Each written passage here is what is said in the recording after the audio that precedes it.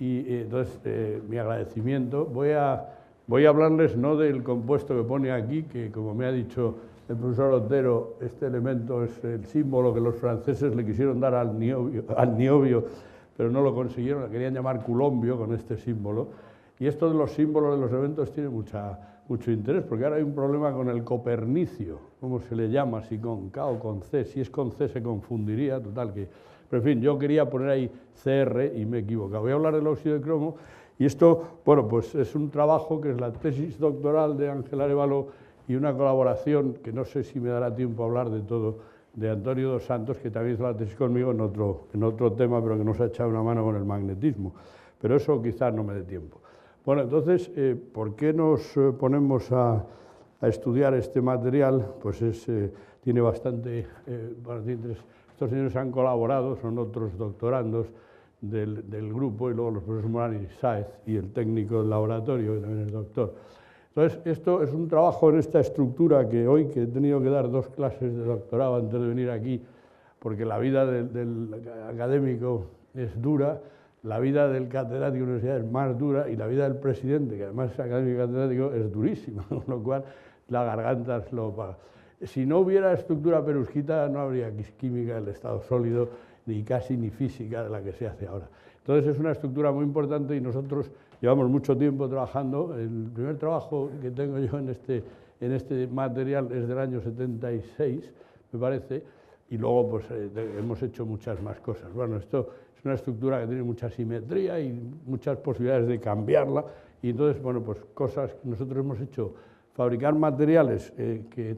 están basados en esta estructura, partiendo de un óxido, que es un óxido tecnológicamente muy importante, que es el dióxido de cromo, que es un material de registro magnético y que en sí mismo también es extremadamente interesante, porque es lo que se llama un half metal y tal, pero nosotros de ese aspecto aquí no hemos tratado. Yo trabajé también en óxido de cromo en mi juventud, pero de eso no vamos a hablar. Y este trabajo que les voy a describir y algunas otras cosas apareció publicado en esta revista recientemente, y si quieren ampliar conocimientos, aparte de preguntarnos a nosotros, pues pueden ir ahí. Entonces, arrancamos de este óxido, el óxido de cromo, y por medio de la alta presión y la alta temperatura, que es lo que caracteriza a mi grupo de investigación, bueno, varios de los aquí presentes también, pues hemos utilizado esto como producto de partida. Tiene una estructura distinta, pero también hay octaedros que comparten aristas, vértices, pero comparten más cosas. Y de hecho, lo descubrió Bohler, el mismo que hizo este estudio tan interesante de la urea y lo de la orgánica y la inorgánica, fue el primero que lo preparó. Y luego Enrique Moles intentó prepararlo a partir del cromato amónico, pero no le salió. Y hay una publicación en la revista Anales de Química de los años 30 de Enrique Moles, y no me acuerdo quién era el otro autor, y bueno, pues intentaron prepararle y no salió. En fin, ahora ya se puede hacer con el concurso de la alta presión. Y una vez que se tiene este material, pues nosotros hemos hecho muchas reacciones con otros óxidos, por ejemplo, con óxido de estroncio, con óxido de plomo. De estos materiales ya se conocían y nosotros hemos hecho, bueno, estudios adicionales en los que no voy a entrar, con calcio. Luego hemos hecho proporciones variables de cromo y de los otros cationes, y hemos metido todavía más cationes, aquí tierras raras, y después, dándonos cuenta de unos problemas que presentaba este cromato de plomo, que lo que va a tratar esta charla, pues nos hemos dedicado a trabajar sobre él y tratar de entender su estructura y sus propiedades, y hasta su composición, que no está ni mucho menos clara. Y entonces, bueno, pues resulta que su estructura, en vez de ser como parece allí, que ya es más complicada de como se creía antes, es todavía más compleja. Y bueno, pues en este trabajo también han surgido otros materiales de muchísimo interés que no voy a describir hoy, pero quizá en otro momento, si quieren ustedes teniendo paciencia, pues a lo mejor se lo cuento otro día. El hecho es que de este que está aquí, ya di una charla mi última participación en este ciclo de conferencias científicas tras las secciones, es toda una familia y tiene también mucho interés. De tal manera que hoy de lo que voy a hablar es precisamente del óxido de plomo, que se creía que era así, que inicialmente nos pareció que era de esta manera y que gracias a la microscopía electrónica vamos a intentar mostrar que es de esta otra manera y vamos a ver qué significa una estructura aparentemente tan complicada. Entonces, bueno, pues cuando esto es pues, los estudios que hemos hecho, lo que ya se conocía y lo que es. El asunto de este óxido de cromo hay que ponerlo en el contexto de las perovskitas de plomo, que aunque el plomo es un elemento tóxico y se está intentando sustituir en los materiales ferroeléctricos, las perovskitas de plomo tienen mucho interés. Y este el titanato de plomo, como se llama, pues es un ferroeléctrico, y en vez de ser la estructura cúbica es una estructura tetragonal, y bueno, pues esto ya se conoce desde los años 50, y es un material muy interesante. Pertenece a la época de la Guerra Fría en que los soviéticos por un lado y los americanos por otro desarrollaron la ferroelectricidad y por caminos paralelos, pero sin hablarse y sin publicar, sin decirse las cosas. Y bueno, el hecho es que es un material bien conocido. Luego el de vanadio es un poco más complicado de preparar, este se puede hacer a presión ambiente, el de vanadio no, ya requiere alta presión y hasta hace realmente muy poco tiempo, ha habido dos trabajos, uno ruso y otro japonés, de Takano y de Spanchenko y Antipov, no se ha aclarado que también era una perovskita, y aquí lo que llama la atención es que la distorsión de la fase cúbica es mucho más grande, 1,06, 1,22. Y entonces el radio del vanadio es más pequeño, esto es bien conocido que el del titanio, entonces bueno, pues eso está asociado en principio. Entonces llegamos al de cromo, que no parece ser ferroeléctrico, y que sí es, en cambio sí es cúbico, que no tendría que ser como estos. Entonces, al ser cúbico, naturalmente, no tiene distorsión, y eso es teniendo en cuenta que el radio este es más pequeño, o sea que uno podría esperar con esta intuición, estas analogías que hacemos los químicos de tratar de llevar todo a la periodicidad y al número atómico, eso, pues este tendría que ser, si esto es esa distorsión, pues esta tendría que ser más grande. Bueno, resulta que no es así. Luego ya el de manganeso, que es el siguiente, tiene una estructura totalmente diferente, y es posible que a muy altas presiones se haga cúbico, pero todavía no se ha hecho porque ya es bastante complicado que tiene una formulilla así de nada y sin embargo es una estructura extremadamente compleja. De manera que a la vista de esto, pues pensamos que tendría alguna explicación que esto fuera cúbico y intentamos encontrarla. Bueno, pues una comparación, bueno, esto mismo, pero puesto en términos estructurales, aparece aquí, la distorsión en el caso del vanadio es tan grande que ya no se puede hablar de octaedros, sino que son pirámides, esto es una característica de la química del vanadio, y bueno, pues aquí las propiedades ferroeléctricas surgen del hecho de que, precisamente por la distorsión tetragonal, el titanio no está en el centro del octaedro, como ven aquí, y luego además el plomo tiene un par de electrones que se le llama a veces par inerte, pero es mejor llamarle par solitario, porque inerte no es, y que está localizado. Y entonces hay una interacción entre estos desplazamientos y el par inerte del plomo, y entonces par solitario del plomo, y eso hace que sea ferroeléctrico y, como digo, un buen ferroeléctrico. Este se ha hecho hace poco, todavía no se conoce bien, no es fácil, bueno, ya se saben bastantes cosas, pero no está tan estudiado, y este sería pues el del cromo, que también tiene que tener un par inerte del plomo, par localizado, pero no ejerce ningún efecto de que si los pares estos estuviesen todos orientados en la misma dirección, el material sería ferroeléctrico, de donde pensamos que a lo mejor es que no estaban todos orientados en la misma dirección, como pasa aquí, precisamente por ser cúbico, que debe intervenir ahí un cierto grado de desorden que es el que lo justifique, de tal manera que nos pusimos a profundizar en este asunto. Esto se puede ver de manera todavía más bonita cuando uno estudia lo que se llama la función de ELF, es Electron Localization Function, la función de localización electrónica, que es una manera de representar la estructura cristalina en la que aparece una función electrónica. Y aquí pues sería antes por debajo de la transición ferroeléctrica, o sea, cuando el material ferroeléctrico, el par de electrones del titanio, del plomo, está aquí localizado y todos paralelos, y en cambio por encima de la temperatura de transición el par ese ya no está localizado, sino que a veces se dice que está en un orbital híbrido y otras veces se dice que está en un orbital S, porque en realidad no tiene por qué ser, aquí estaría un orbital SP y aquí un orbital S, en fin, ahí se puede interpretar de diferentes maneras, pero el hecho es que está en un caso ordenado y en el otro desordenado. Bueno, aquí pasan cosas diferentes, el magnetismo es muy interesante y es bidimensional, es una estructura bidimensional, y en los estudios iniciales de hace 50 años del cromato de plomo pues se dijo que efectivamente que podía ser antiferromagnético y se hizo la estructura por neutrones, a pesar de que no había cristales sino polvo, y bueno, podría ser antiferromagnético y podría tener una transición, pero esa transición no se veía en las propiedades magnéticas en una publicación y en otra se veía por aquí. Bueno, total, que con estos antecedentes... Aquí, esto es el inverso de la subjetividad frente a la temperatura. Si hay una zona de Curie que ahí se puede sacar que el cromo está efectivamente en estado de oxidación 4. La parte esta también estaría al final, pero no quiero yo extenderme demasiado. Pero vamos, sí hemos estudiado también eso y al final sí que aparecen transiciones, por lo menos lo mostraré. Bueno, entonces el material este hace falta obtenerlo a alta presión y es una síntesis que tiene ciertas dificultades, pero el laboratorio Complutense de altas presiones precisamente permite hacer síntesis de este tipo. Luego veremos el aparato y aquí uno de los problemas es que existe un margen muy grande de composición, pero por el contrario no aparece nunca el solo. O sea que no quiero decir que está impurificado, porque realmente las fases que aparecen se puede saber cuáles son, y el propio material no tiene impurezas. No es que además de átomos de cromo en las posiciones haya otro hierro o lo que sea, sino que bueno, aparecen varias fases, no es tanto que sea impuro. Y esas fases pues suelen ser estas, aunque pueden ser otras. O sea que en esta zona está claro que no se llega a formar puro en ningún caso, porque ni siquiera aparece, aquí tampoco, y solo en esta zona. Y dentro de esta zona, claro, es mucha variación de presión y mucha variación de temperatura.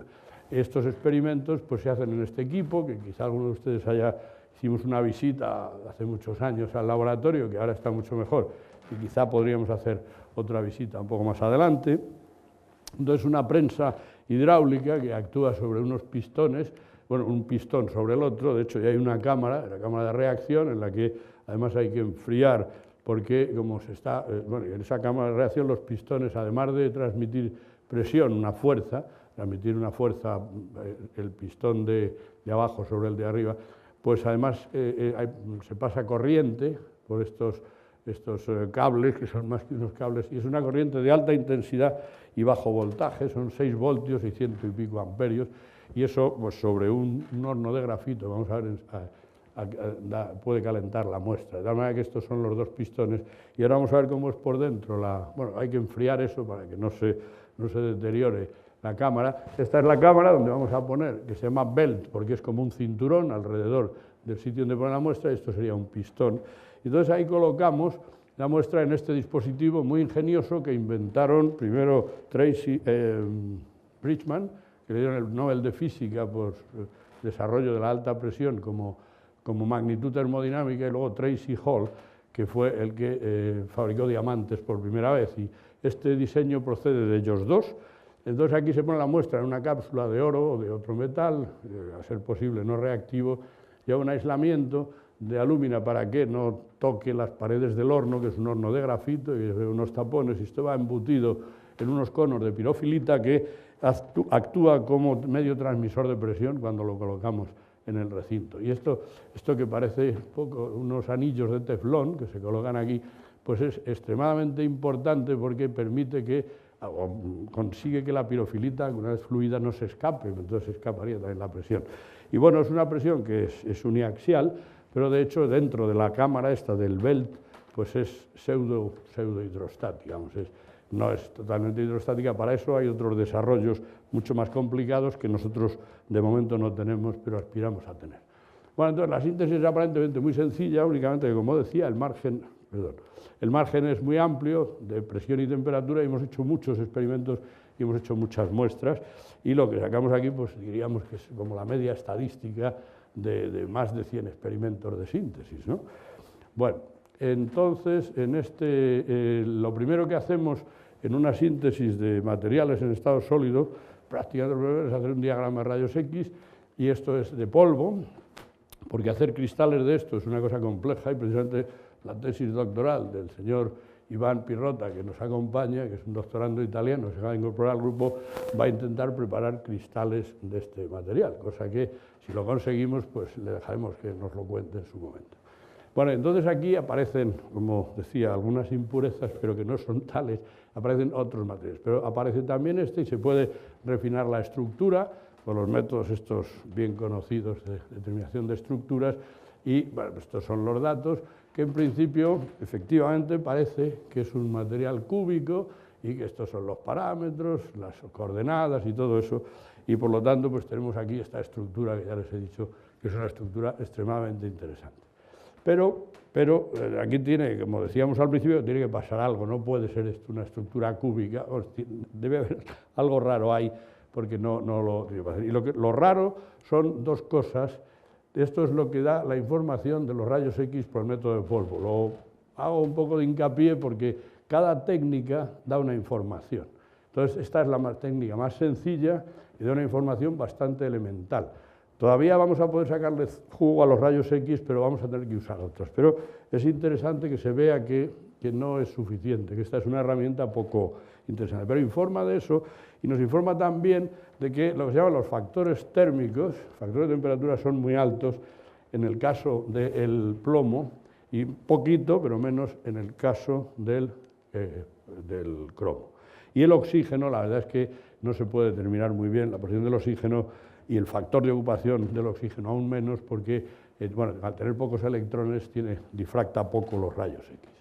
Bueno, pero en fin, la estructura es cúbica y ahora pues nos sorprende que esto que ya se había notado por Roth y de Vries en los años 50, que había unos factores de temperatura que parecían altos, incluso ellos que hicieron neutrones en polvo y también les salían altos, pero no fueron más allá. Bueno, entonces el asunto es que uno puede refinar la estructura suponiendo que a lo mejor ese factor de temperatura se debe a que las vibraciones son pues un poco asimétricas, y es que porque los átomos de plomo, que son los que ocupan el centro de la celda unidad esta, que estén desplazados. Esto es relativamente común en las perusquitas y hay un trabajo clásico muy bonito y muy interesante de Guigné, que es un gran cristalógrafo francés que yo también conocí en Grenoble en mis años jóvenes, y que estudiaron precisamente ferroeléctricos en los que el átomo del centro está desplazado en direcciones particulares. Y en concreto aquí, pues uno lo puede desplazar y puede refinar la estructura haciendo desplazamientos de distintos tamaños. Claro, esto se puede hacer sobre todo ahora que es un ordenador el que lo hace. Hay unos programas, uno en concreto que lo hizo Juan Rodríguez Carvajal, que trabaja ahora director de difracción en el ILLI, y es un programa que uno puede ir refinando la estructura cuando va desplazando el átomo de plomo de una cierta cantidad a lo largo de las direcciones principales. Y con eso observamos aquí pues, que había unos mínimos, que cuando uno desplazaba el átomo el refinamiento mejoraba y se hace el factor que nos da una medida del refinamiento, pues iba mejorando. Y entonces, en el primer caso, si lo desplazamos hacia la dirección esta 1,00, que es la dirección de las aristas del cubo, pues tendríamos esta variación, y si lo desplazamos a lo largo de la diagonal menor del cubo, tendríamos estos desplazamientos y a lo largo de la diagonal mayor del cubo estos otros. ¿Qué quiere esto decir? Bueno, no es que tengamos ahí todos esos átomos, naturalmente, quiere decir que esa posición atómica está el átomo que esté en una celda unidad concreta, está desplazado en esa cierta dirección, un desplazamiento que es muy probablemente del orden de 1/3 de Armstrong, de 0,30 más o menos. Y entonces, claro, en cada celda unidad está en un sitio, de tal manera que, como todos dan el mismo factor de acuerdo, hay dos medidas distintas, pero vamos, da lo mismo, casi lo mismo usar una que otra. Pues esto lo que sugiere es que en cada celda unidad el átomo de plomo está en un sitio distinto. Por lo tanto, su par inerte, ese par que está ahí, el par solitario, pues también puede estar en un sitio distinto, porque si se desplaza en una dirección, esos electrones van con él, que naturalmente ese par juega un papel importante. De tal manera que el hecho es que en este caso lo que podemos concluir es que en realidad pues el plomo está ocupando una de estas 26 posiciones posibles, lo que se llama splitted position, y esto, bueno, no es excesivamente corriente, pero tampoco es excesivamente raro en estructuras de alta simetría en la que alguno de los átomos tiene algo particular. En este caso lo particular es el par solitario. De tal manera que no vamos a tener nunca una celda unidad que esté ocupado el centro. El centro de la celda unidad va a estar vacío y los átomos estos se van a encontrar de esa manera. Entonces, bueno, esto ya sería la segunda manera de ver la estructura, todavía por rayos X, y bueno, pues es un poco más refinada, podemos decir, que la anterior, en la que suponíamos simplemente que era cúbica, y bueno, pues quizá porque había algún cierto azar en la posición del par, pero en fin, ahora aquí ya vamos viendo que el átomo no está en el centro de la estructura y está con esos desplazamientos tan interesantes. Entonces esta es la estructura media. La difracción de rayos X o de neutrones, o electrones, en fin, la difracción en general lo que da es una media temporal y espacial del sistema objeto de la difracción. O sea, cuando llega las de electrones, pues, o las de rayos X, pues ve lo que hay ahí, y entonces durante un cierto tiempo pues se promedia esa información, eso es lo que da la intensidad del pico. En un solo fotón, pues no se ve. Entonces a base de fotones uno llega a sacar la estructura media. Y esta es la estructura media por rayos X. Bueno, esto ya estaba bien, pero podía quizá sacarse algo más de información si seguíamos profundizando con otra técnica de difracción que también es muy característica de la Complutense, donde tenemos un centro de microscopía electrónica extremadamente avanzado, y aquí pues el doctor Otero es el director científico del área de materiales. Bueno, este dibujo, que es lo que ahora la gente llama un cartoon, esta representación sería la manera en que debe estar el par inerte, el par solitario, como se dice en inglés, y que eso también pasa en el bismuto, que está al lado, y en el talio, que son estos tres elementos, talio, plomo y bismuto, incluso el polonio, pero el polonio ya no interviene porque es un elemento muy inestable y radiactivo, y no hay perusquitas de polonio, pero en fin, de estas sí, y entonces ahí tenemos ese par inerte que, de acuerdo con esta información, debe probablemente estar pues cada vez en cada celda unidad, o en cada grupo de celdas unidad, pero yo diría casi en cada una al azar, ¿no? Bueno, entonces, una vez que ya hemos determinado esto, hicimos difracción de electrones. Entonces, la difracción de electrones tiene ciertas ventajas sobre la difracción de rayos X y algún inconveniente. Claro, nada hay que solo tenga ventajas en este mundo y probablemente en el otro. En todo caso, la difracción de electrones tiene como ventaja que los electrones, al ser partículas cargadas, la interacción con la materia es mucho más importante, y entonces las manchas de difracción pues son más intensas. Eso hace que fenómenos que por rayos X pasen desapercibidos, o incluso por neutrones, que también son partículas neutras, como su nombre indica, pues hay fenómenos que se escapan a la detección. Y esa sería la primera ventaja. La segunda es que, por esa misma razón, pues hace falta muy poca cantidad de muestra, y uno puede, en el microscopio electrónico, puede estudiar una pequeña cantidad de muestra y ver cosas que, bueno, pues no se pueden ver de otra manera. Lo que pasa es que, claro, si uno estudia una pequeña cantidad de muestra, a lo mejor no es representativo. Y el otro inconveniente que tiene es que la radiación, bueno, los electrones, al caer sobre la muestra, pues es una fuente de energía que además está en vacío, y eso puede reducir la muestra y puede cambiar la composición, descomponerse, quemarse, en fin. Hay que trabajar esto con cierto interés, con cierto conocimiento, y bueno, pues muchas veces no se puede utilizar, pero en general lo bueno es utilizar todas las técnicas, primero los rayos X, luego los electrones y luego eventualmente los neutrones, y así es como habitualmente trabajamos. Aquí lo de los neutrones todavía no lo hemos hecho, pero ya se hará.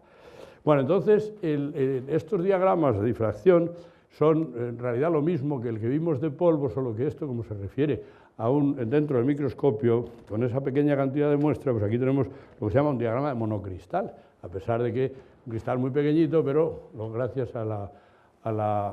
esto que tenían los electrones que les he dicho. Entonces, aquí además de los máximos principales que da toda estructura perusquita, tenga o no tenga fenómenos como los que acabo de describir, pues aparecen unos máximos suplementarios con una forma bastante extraña, que son como unas tiras, unos cilindros de difusión. O sea que aquí también hay dispersión de los electrones en estas zonas del espacio recíproco, y además de los máximos principales. Y eso naturalmente cambia con la orientación del cristal, de tal manera que en el microscopio uno gira el cristal de diferentes maneras y puede explorar lo que se llama el espacio recíproco, ir haciendo diagramas de difracción de este tipo que uno puede identificar cómo están los máximos principales con cierta facilidad, y así reconstruimos el espacio recíproco, y bueno, esto es una ampliación para que se vea que en torno a cada máximo principal hay unos máximos secundarios. Y esos es los que se trata de explicar. Aunque el material tiene esos problemas que he señalado ya por los rayos X, al ser cúbico en esencia, pues es lo mismo, observamos esto a lo largo de las 3 direcciones del espacio, quiere decir que es el mismo diagrama, o sea que estos máximos proceden de algo que es simétrico, vamos a decir que tiene la simetría y la geometría de un cubo, pero todavía queda profundizar un poco más. Bueno, entonces, la idea inicial, que parece ser que es la que funciona, es que en torno a cada máximo de difracción tenemos unos planos de difusión, o sea que por un lado los átomos principales de la red dan lugar a la estructura perusquita y luego por otro lado hay algún fenómeno aquí que hace que parte de esa difusión, de esos fotones que salen dispersos en ciertas direcciones, pues están ahí formando esos planos de dispersión, de planos de difusión. Entonces, bueno, pues cuando uno hace microscopía de difracción de electrones, lo que está haciendo en realidad es bueno, recorrer el espacio recíproco con los máximos que aparecen, que cumplen la condición de Bragg, están situados en los puntos de una esfera, y esa esfera tiene de radio el inverso de la longitud de onda, y esa esfera se la llama esfera de Ewald, porque Ewald es el primero que la desarrolló, vamos, el primero que se le ocurrió usar este modelo para explicar la difracción, y entonces solo aparecen máximos de difracción cuando se cumple la condición de Bragg, que es cuando la esfera de Ewald toca un máximo de la red recíproca. La red recíproca en realidad no existe, sino únicamente como fenómeno de la interacción de los rayos X, en fin, de la radiación que sea de las partículas con el cristal. De tal manera que si nosotros aceptamos pues tendríamos aquí un corte, aquí otro, aquí otro, aquí otro, y naturalmente no vemos estos porque es la superficie de la esfera. Bueno, pues igual que tenemos eso en un máximo de difracción, pues tenemos una hilera de máximos de difracción y ahí pues también podemos tener, cada uno de estos nos daría uno, y tendríamos así una línea de difracción, de máximos de difracción, con el origen en el medio, y esa línea de difracción sería, luego tendríamos pues un plano de difracción, este sería el plano 001, y luego después, cuando les decía que giramos el cristal, pues aparecen otros planos, podemos ir girando poco a poco, eso se puede hacer, eso en realidad se hace con los pies y con las manos, se hacía con los pies y con las manos se mantenía el cristal, ahora se hace con un joystick, que los microscopios han progresado mucho en eso. De tal manera que en este plano se ve que hay 4 máximos, pero que tienen 2 orígenes, unos vienen de estos y otros vienen de estos, esos máximos. Y luego en el plano siguiente, aquí pues aparecen esencialmente, ya es el que hemos visto, en este plano pues aparecen menos máximos de difracción, solo aparecen 2, y así pues hemos podido reconstruir la red recíproca. Y aquí tenemos una sección de la red recíproca, y bueno, pues esto, de ahí sacamos dimensiones, está a 1/3 de la celda unidad, estos planos. Entonces, cuando en difracción aparecen, en el diagrama de difracción aparecen líneas de difusión, se deben a que hay desorden planar en el cristal. O sea que si tenemos un cristal que tiene planos, por ejemplo, un cristal de cobre que tenga un empaquetamiento cúbico, ABC, ABC, ABC, si de repente uno de esos planos tiene una secuencia equivocada, errónea, o sea, tienes AB, ABC, AB, pues ese ya daría una deformación de los máximos de difracción, y esa deformación nos indica pues que hay un desorden planar. Y por la recíproca, puesto que en el espacio recíproco estamos, cuando lo que aparece es difusión planar, es que tenemos un desorden lineal. De tal manera que esto empieza a estar en consonancia con eso, que los átomos no estuvieran bien en la posición de equilibrio, sino que hay desplazamientos, y esos desplazamientos deben ser a lo largo de líneas. Bueno, esto es entonces la información que nos da la difracción de rayos de electrones, y ahora pasamos al siguiente nivel de información que da la microscopía electrónica. La microscopía electrónica es la técnica asociada a la difracción de electrones. Esto de qué es primero la difracción o la microscopía sería un poco interesante discutir. Y aquí tenemos una imagen de microscopía electrónica de media resolución en la que se distingue aquí unos puntos, y esos puntos tienen la simetría de la estructura perusquita, de manera que representan en una primera aproximación hileras de átomos a lo largo del eje de observación, que corresponden a la estructura que hemos visto antes. Hasta ahora habíamos trabajado con los diagramas de difracción obtenidos en el propio microscopio, pero ahora es fácil, antes se podía hacer también, y yo lo hice, pero era más difícil. Uno puede hacer con un haz de luz, podía pasar el haz de luz por aquí, hacer una transformada de Fourier de la imagen, y entonces se saca el espacio de la transformada de Fourier de la imagen, es el diagrama de difracción, y la transformada de Fourier inversa del diagrama de difracción nos da la imagen. Eso lo hacíamos en su tiempo con un banco óptico, poniendo el negativo y una luz, luego ya un láser, porque con la luz era muy borroso, ¿no? Y ya cuando hubo el láser se hacía bien, pero ahora lo hace uno en el ordenador. O sea que uno pone esto en el ordenador y se selecciona un trozo de la imagen y se hace la transformada de Fourier, que naturalmente, como viene de una cosa que es plana, pues es en 2 dimensiones. Pero, en fin, nos da información de todo lo que tiene esa imagen, que hay ahí intensidad en proyección. Bueno, entonces ahora lo que se puede hacer, esto es, como digo, la información hecha por medio de un sistema óptico, en este caso con el ordenador, pues equivalente, y también da estos máximos que están aquí. Bueno, esto como está hecho de la manera que está hecho, no es tan claro como lo que hemos visto. De tal manera que para intentar sacar información de esas manchas difusas, tenemos que ir a las manchas reales, no a las de la transformada matemática que hace el microscopio. Entonces, bueno, pues vamos a descomponer la imagen en sus componentes, seleccionando solo parte del diagrama de difracción. Claro, esto es una cosa que era impensable hace 30, 40 años, cuando yo empecé en el 72 a hacer microscopía, pues esto no se podía hacer, pero ahora sí que se puede. Entonces, primero, del diagrama de difracción experimental, seleccionamos los máximos principales, los máximos de la perusquita, entonces nos da pues una imagen estupenda de la perusquita. Ven ustedes aquí que se ve muy bien, incluso no sé si desde ahí llega, pero en fin, aquí serían los vértices de los octaedros, los centros octaedros y el centro del cubo. Además, como es simétrica, pues sí. Y unos tienen más densidad electrónica que otros, con lo cual ahí se pueden decir muchas cosas. Pero ahora, en vez de coger esos máximos de difracción, cogemos los pequeños, o sea que cogemos estos dos, que estaban estos dos bastones. Y entonces nos aparece aquí una imagen muy distinta, en la que además, pues, bueno, mirándola en detalle, pues se ve que hay una modulación en esta dirección. Hay un fenómeno que está modulado, es decir, que se repite periódicamente de una manera muy particular en esa dirección. Y entonces, si en vez de seleccionar esos máximos verticales, seleccionamos los que están horizontales, pues tenemos también una modulación, pero perpendicular a la anterior. De tal manera que la imagen real que estamos observando aquí no es sino la suma de 3 imágenes,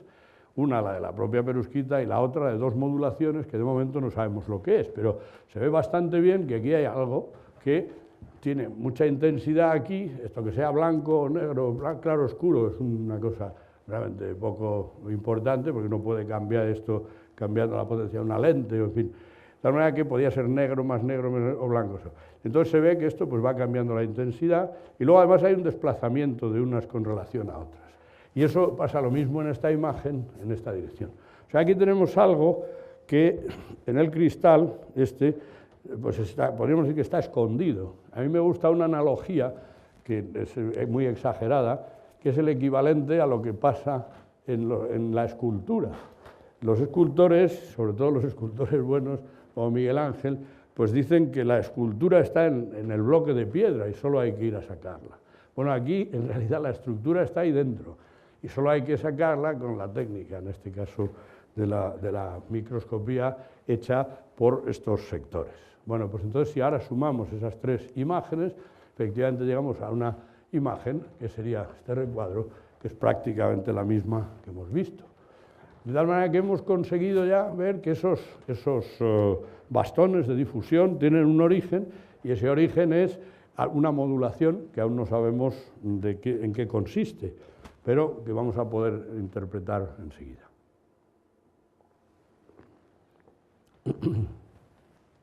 O sea que hacemos la descomposición de la imagen con la diagrama de difracción y luego con la transformada de Fourier pues lo convertimos en esto. Bueno, pues ahora, en vez de hacer una descomposición de la imagen, ahora filtramos la imagen. Ahora no vamos a usar los máximos principales, sino solo los máximos secundarios. Entonces, de este diagrama de difracción podemos, y esto también es una cosa que a mí me sigue pareciendo maravillosa, no usar esto, sino tenemos manera de seleccionar estos máximos. Entonces, de ese modo nos aparece esta imagen, que es un poco más borrosa, es más compleja de interpretar, pero en la que además se puede medir. Podemos medir la longitud de esa modulación a lo largo de esta línea e incluso su decalaje o su fase a lo largo de la vertical. Y eso es lo que recogen estos dos gráficos, y de aquí podemos deducir que por término medio esta modulación son 16 veces la celda unidad de la perusquita, y en cambio en la dirección vertical es 3 veces. Y eso lo dan unas manchas. Las otras pues nos dan lo mismo, pero aquí curiosamente, y esto pues no sabemos bien por qué, pero el hecho es que es así, la modulación tiene unas dimensiones ligeramente diferentes. Esto es un poco sorprendente, pero en fin, aquí salen 18, si uno se pone a contar, 18 celdas unidad. Eso solo con las horizontales. De tal manera que estas modulaciones ya sabemos cuánto miden y, bueno, pues hay algo que va variando, que puede ser cuando hay una modulación, en general solo puede tener dos orígenes o uno combinado de ambas. Uno es una modulación del factor de ocupación de una posición atómica. Esa posición atómica que hemos dicho, el centro de la perusquita en concreto, pues puede estar siempre ocupada o puede estar ocupada unas veces el 90%, 80, 70, etc. Y eso sería una modulación del factor de ocupación. Eso ya lo hemos estudiado en materiales de este tipo hace muchos años. Hicimos, bueno, hace bastantes años en el materiales de torio, niobio, oxígeno, y ya se veía ahí una modulación de este estilo, pero no tan compleja. Y eso, esa modulación puede ser del factor de ocupación, pero también podría ser una modulación de desplazamiento, o sea que los átomos en vez de estar en su sitio que estuvieran desplazados. Y a menudo ambas cosas coinciden. Si faltan átomos de un tipo, los otros se desplazan para mantener la carga, porque el sólido, siempre tiende a que sea eléctricamente neutro por todos los lados. Si uno quita un átomo, los otros se desplazan. Esta polarización la describió por primera vez Mott en un célebre libro que se llama Electronic Processes in Ionic Crystals, que es un libro de los años 30, pero que sigue siendo un libro fundamental. Bueno, pues entonces con esta información ahora nos quedaba saber a qué se debía la modulación. Entonces, bueno, en principio nosotros teníamos ahí PbCrO3, la relación plomo-cromo era 1:1, pero tenía que haber algún problema en este sitio, en este asunto, y bueno, habíamos visto que además de PbCrO3, en los primeros datos de rayos X, pues que había otros compuestos que tenían relaciones cromo-plomo distintas, de tal manera que nos fuimos a una tercera técnica que hay en el microscopio electrónico. Hay muchas, hay 10 o 12 diferentes posibilidades de espectroscopías, de difracciones. La siguiente es el EDAX, que es hacer análisis de rayos X de los átomos que hay en el cristal. La interacción de los electrones con la materia depende de rayos X, como es conocido. Si uno analiza esos rayos X por el camino inverso, saca información de los átomos que hay en el cristal. Y bueno, pues en una media de 15 cristales, Ángel Arévalo encontró que la relación plomo-cromo era deficitaria en plomo. De tal manera que esto nos iba indicando que probablemente la cantidad de plomo no era 1 y por lo tanto hay muchos centros de celdas unidad que están vacíos. Si eso es así, podría haber una modulación del factor de ocupación. Bueno, pues entonces supusimos, también tuvimos en cuenta, que en el refinamiento del diagrama de rayos X aparecían otras fases y de ahí también podíamos sacar una composición. Y esa nos salía 0,86:1, que realmente pues es algo distinta, pero está cerca con el error que se comete en estas cosas, sobre todo en esta. Así que pensamos que la modulación era una modulación entre las posiciones ocupadas y las posiciones vacías del centro de la celda unidad. Y esto, como digo, pues ya había hecho yo un trabajo de este tipo con colegas de Grenoble hace tiempo, en el que yo había hecho la microscopía. Bueno, entonces supusimos esta fórmula con X igual a 0,1. Naturalmente, si el cromo se mantiene como 4 en estado de oxidación, que el magnetismo parece que lo sugiere, pues aquí, si falta plomo, tendría que faltar también oxígeno, o si no, tiene que cambiar el estado de oxidación del cromo. En fin, ahí hay una serie de cosas que se pueden hacer, pero en fin, eso no estorba para encontrar un modelo. Esa modulación se puede sacar por un sencillo sistema de ecuaciones, su ecuación, teniendo en cuenta la ocupación total y la ocupación parcial de la estructura y de lo que realmente tenemos como átomos, y esa es la función de la modulación. Bueno, entonces ahora, una vez que ya tenemos toda esta información, podemos hacer otra cosa que se puede hacer en microscopía, es calcular la imagen con esta. Nosotros sugerimos o proponemos o establecemos un modelo para la modulación y calculamos qué imagen daría una haz de electrones en esas condiciones. Y entonces, bueno, pues esa es la imagen calculada y esta es la imagen calculada sería una celda unidad que tiene 16 veces el parámetro de la perusquita y que luego tiene un desfase de 3 veces a lo largo. De tal manera que aquí ven que esto pues, va cambiando la intensidad, como veíamos antes, pero ahora es la imagen calculada, que tiene menos ruido, porque en la imagen experimental pues, hay más cosas que no se tienen en cuenta en el cálculo. Y esto es una representación de ya simplemente el factor de ocupación del plomo. Aquí está toda la imagen, estos serían plomos, estos serían cromos, por aquí, y los oxígenos que no se distinguen, aunque hay con ciertos microscopios ahora ya sí que se pueden observar, y cuando faltan oxígenos también se puede observar que faltan. Bueno, entonces aquí sería la representación en 2 dimensiones del factor de ocupación del plomo a lo largo de una hilera, a lo largo de la siguiente y a lo largo de la siguiente. Hileras que en realidad son planos, pero sería a lo largo de una hilera. Bueno, entonces ahora esa representación de la modulación que hemos calculado la ponemos con la imagen experimental y el modelo que refleja esta ecuación del factor de ocupación. Entonces el acuerdo pues, es bastante bueno, de tal manera que nosotros pensamos que lo que aquí está ocurriendo es que falta plomo en la estructura y ese plomo no falta al azar, sino que falta de una manera bien precisa y bien concreta, que probablemente cambiará con la cantidad de plomo, vamos, seguro, pero en las condiciones en las que nosotros fabricamos el material prácticamente siempre nos sale la misma composición y en eso también tenemos que seguir jugando, tratar de que la relación plomo-cromo cambie más. Y entonces, bueno, pues aquí digamos que esta posición estaría ocupada al 100%, 90, 80, 70, y luego en la celda unidad siguiente el origen estaría aquí, en el plano siguiente o línea siguiente aquí y aquí.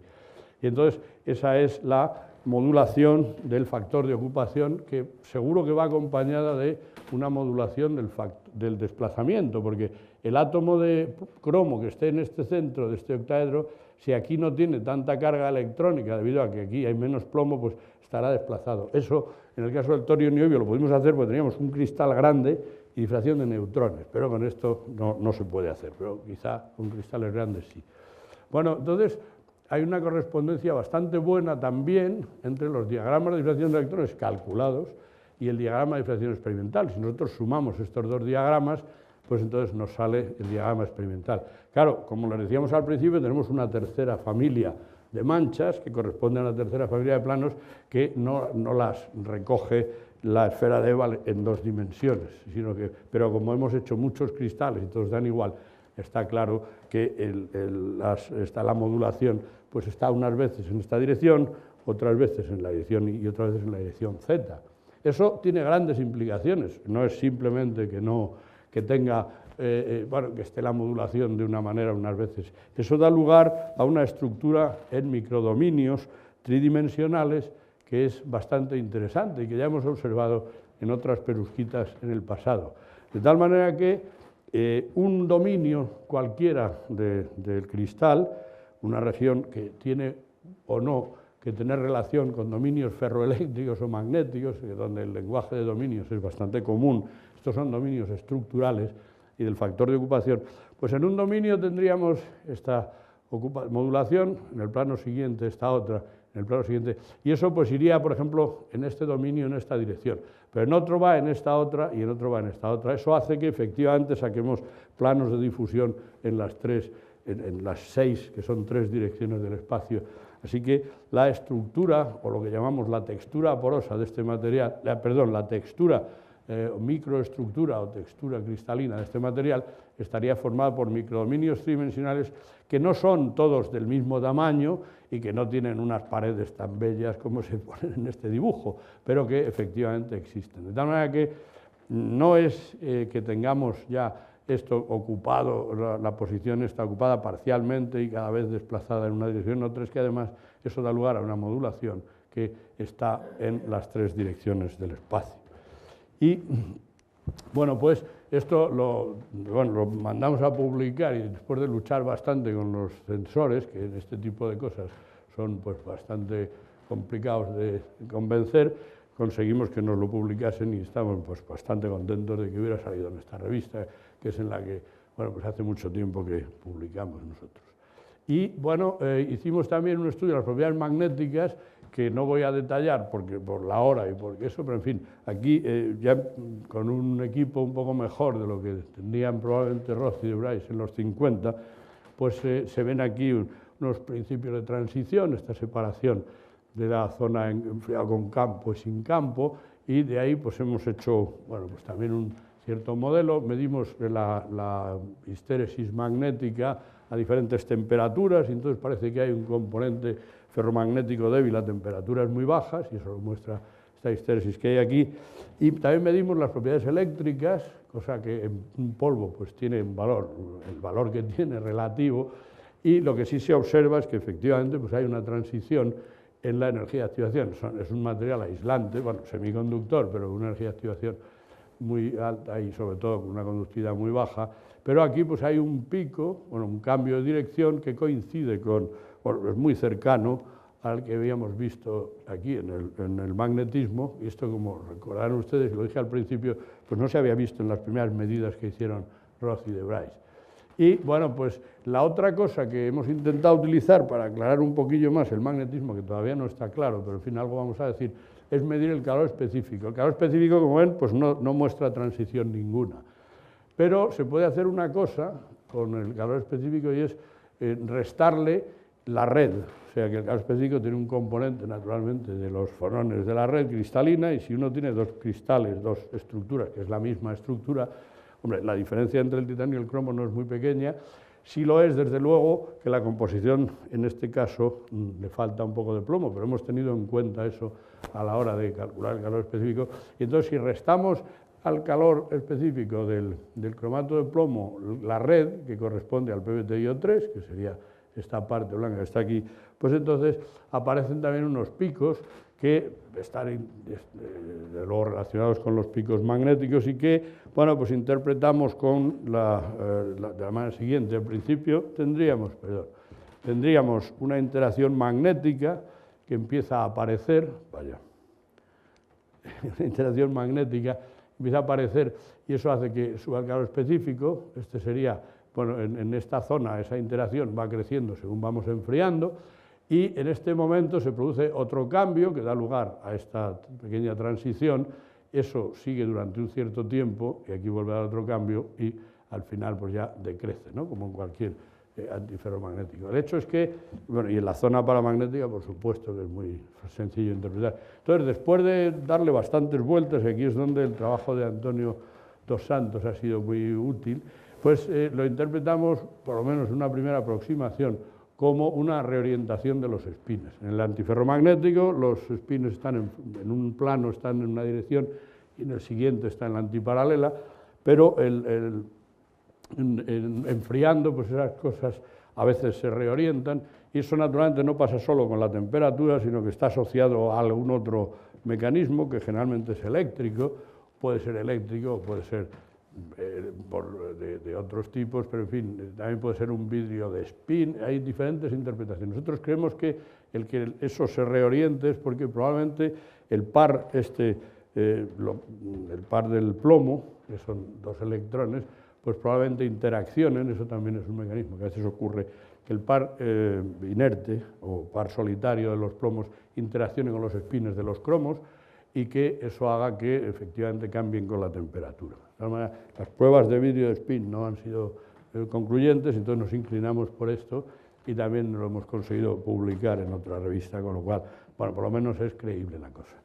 De tal manera que, bueno, con esto pues hemos más o menos interpretado el compuesto, el óxido de plomo y cromo, pues 50 años después, que no es cúbico, sino que por rayos X lo parece, pero no lo es, pero tiene una cierta deficiencia electrónica, y por otro lado, esa deficiencia electrónica es una deficiencia atómica, quiero decir, de plomo, suponiendo que todo el cromo sea 4, puesto que se puede sacar en la zona paramagnética, que efectivamente es 4, debe tener también una cierta deficiencia de oxígeno, pero esa no la podemos cuantificar con los métodos que hemos utilizado, y presenta esta microestructura única en todas las perusquitas de plomo, en todas las perusquitas de este tipo, de los que son materiales ferroeléctricos. Lo de que no sea ferroeléctrico ya hemos comentado que probablemente se debe a una randomización, como decíamos, una desorientación del par solitario, y bueno, pues hemos sacado la función de modulación, y entonces es un antiferromagnético que probablemente presenta una reorientación de los espines en ese margen de temperaturas y que puede estar asociada al par inerte. Entonces, bueno, pues contrariamente a lo que al principio se decía del PbCrO3, cuando yo leí por primera vez de su existencia en un libro sobre perusquitas, el Galasso, que es de los años 60, pues contrariamente a tener una estructura tan simple, cúbica y que no tiene nada, pues es una cosa bastante compleja, y esa complejidad además depende, se puede observar de una manera o de otra de acuerdo con la técnica experimental que se mira. Y ahí esto, y con ello iba a concluir, pues lo dijo en realidad un famoso químico australiano que hubiera sido quizá el primer premio Nobel de química del estado sólido, que era David Worsley, que dijo que el orden de un material dependía de la longitud de onda con que se le observaba, no tanto porque la interacción destruya el material, sino porque la información, los grados de información que se obtienen son diferentes. Y aquí hay que decir también que el propio magnetismo es otra fuente de información. Esta no es con una longitud de onda, pero también es muy buena. Así que yo creo que con esto pues les podría a ustedes dar gracias por su atención, y si alguien quiere comentar algo, pues aquí estamos. Muchas gracias.